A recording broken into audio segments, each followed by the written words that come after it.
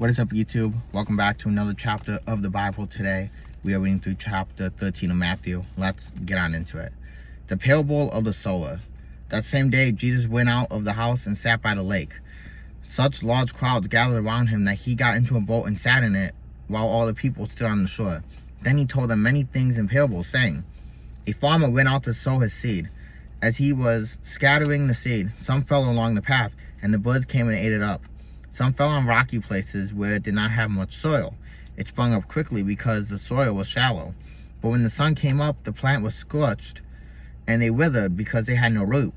Other seeds fell among thorns, which grew up and choked the plants. Still other seeds fell on good soil, where it produced a crop 100, 60, or 30 times what was sown. Whoever has ears, let them hear.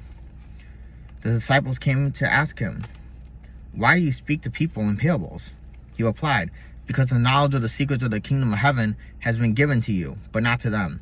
Whoever has will be given more, and they will have an abundance. Whoever does not have, even what they have will be taken from them. This is why I speak to them in parables. Though seeing, they do not see. Though hearing, they do not hear or understand. In them is fulfilled the prophecy of Isaiah. You will be ever hearing, but never understanding. You will be ever seeing, but never perceiving. For this people's heart has become calloused. They hardly hear with their ears, and they have closed their eyes. Otherwise they might see with their eyes, hear with their ears, understand with their hearts, and turn, and I would heal them. But blessed are your eyes because they see, and your ears because they hear. For truly I tell you, many prophets and righteous people long to see what you see, but did not see it, and to hear what you hear, but did not hear it. Listen then to what the parable of the sower means. When anyone hears the message about the kingdom and does not understand it, the evil one comes and snatches away what was sown in their heart.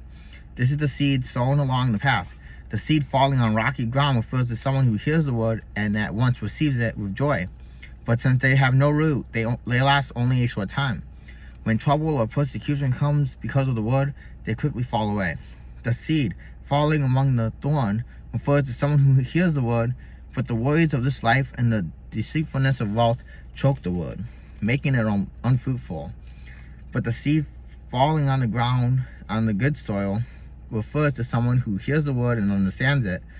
This is the one who produces a crop, yielding 100, 60, or 30 times what was sown. The parable of the weeds. Jesus told them another parable. The kingdom of heaven is like a man who sowed good seed in his field, but while everyone was sleeping, his enemy came and sowed weeds among the wheat and went away.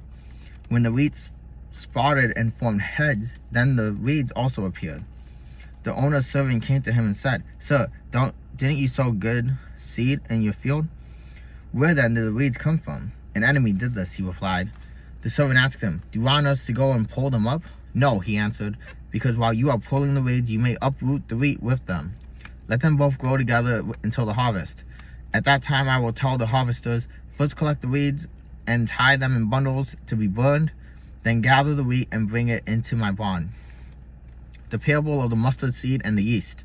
He told them another parable. The kingdom of heaven is like a mustard seed, which a man took and planted in his field.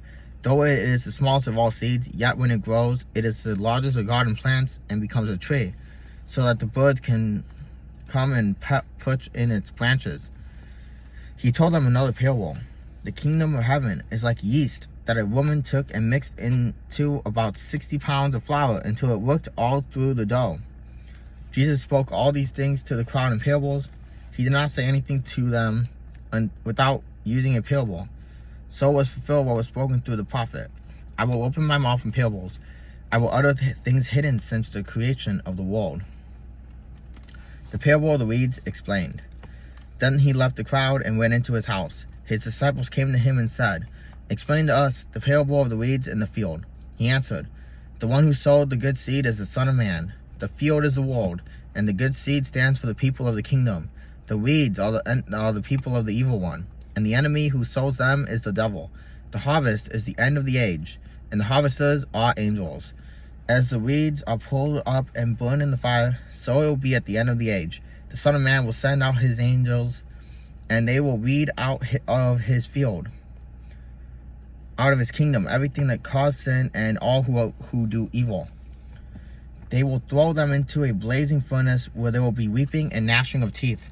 Then the righteous will shine like the sun in the kingdom of the Father. Whoever has ears, let them hear. The parable of the hidden treasure and the pearl. The kingdom of heaven is like treasure hidden in a field. When a man found it, he hid it again. And then, in his joy, went and sold all he had and bought that field. Again, the kingdom of heaven is like a merchant looking for fine pearls. When he found one of great value, he went away and sold everything he had and bought it. The parable of the net. Once again, the kingdom of heaven is like a net that was let down into the lake and caught all kinds of fish. When it was full, the fishermen pulled it up on the shore. Then they sat down and collected the good fish in baskets, but threw the bad away. This is how it will be at the end of the age. The angels will come and separate the wicked from the righteous and throw them into a blazing furnace, where there will be weeping and gnashing of teeth. Have you understood all these things? Jesus asked. Yes, they replied. He said to them, therefore, every teacher of the law who has become a disciple in the kingdom of heaven is like the owner of a house who brings out of his storeroom new treasures as well as old. A prophet without honor. When Jesus had finished these parables, he moved on from there. Coming to his hometown, he began teaching the people in the synagogue, and they were amazed. Where did this man get his wisdom and these miraculous powers? They asked. Isn't this the carpenter's son? Isn't his mother's name Mary? And aren't his brothers James, Joseph, Simon, and Judas? Aren't all his sisters with us? Where then did this man get all these things? And they took offense at him. But Jesus said to them, a prophet is not without honor except in his own town and in his own home.